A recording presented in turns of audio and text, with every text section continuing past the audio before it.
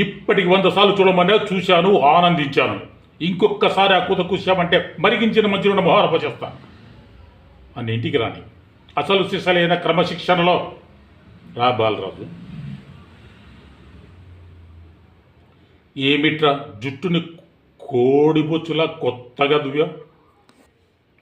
లేదు, ఏమీ బాగాలేదు. నీ జుట్టు పద్ధతే కాదు, నీ పద్ధతి కూడా ఏమీ బాగాలేదు. ఏరా, అన్నయ్య ముఖం మీద కాపీ పోస్తావా?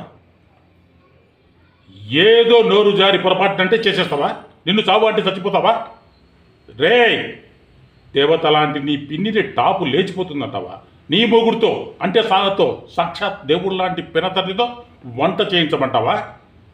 లాభం లేదు. ఇన్నేళ్ళ క్రమశిక్షణ ఇవాళ టోటల్గా తప్పావు.